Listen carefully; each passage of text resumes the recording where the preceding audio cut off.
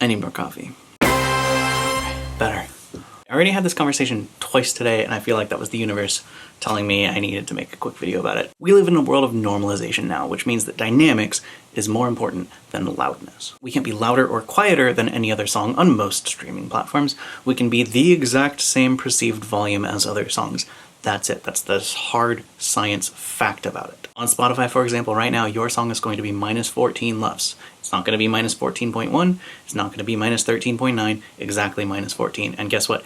Every other song is also going to be minus 14. This is kind of a double-edged sword. We used to be able to stand out as being better by being louder. Something 1 dB louder sounded better than something 1 dB quieter. Everyone that grew up in the generation before us making audio, they could just make their song 1 dB louder and it would be better and they'd be the winners.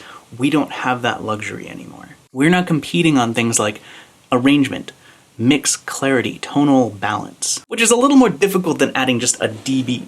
A couple quick tips that I think will help with punch and clarity and standing out above other mixes that are also minus 14 normalized. Number one, parallel compression. Parallel compression is like if you deal with synthesizers and envelopes, if a regular compressor gives you attack and release, parallel compression gives you decay and sustain. If you're unfamiliar with the concept, it's just the idea of taking another signal of the identical like flat mix, you double it, you add a ton of compression to that one, and you bring it up underneath the mix itself. Uncompressed with compressed under it that makes things thicker and vibier. Another really important one is making sure that your kick and your bass are not fighting each other, but they find ways to slot into each other and they both give each other space and they both, reinforce the rhythm together. Great way to accomplish this, again, with parallel compression, you send both the kick and the bass to one parallel compressor and you compress them together in that send and you bring that up underneath the kick and bass. The attack and release signs of that parallel compressor kind of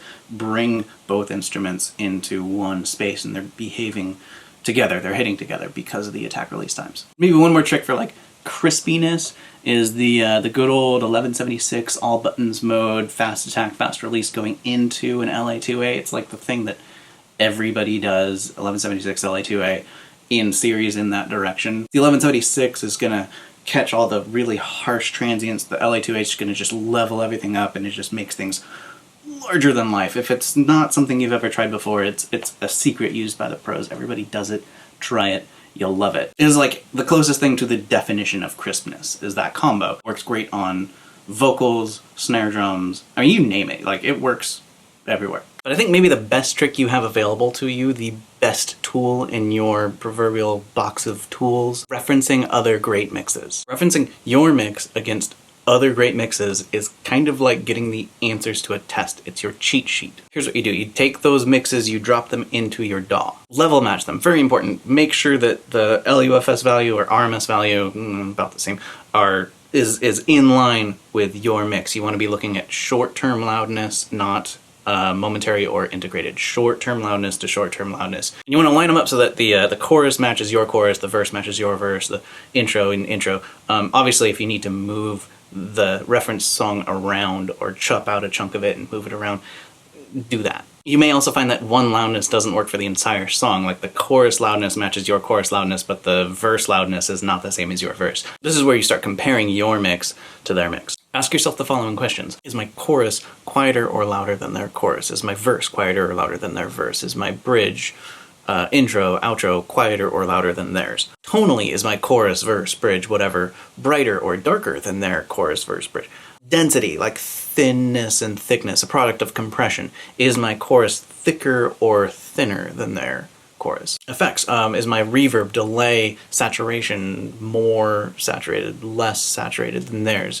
More reverb, less reverb than theirs. Then go instrument by instrument. Is my snare drum louder or quieter than their snare drum?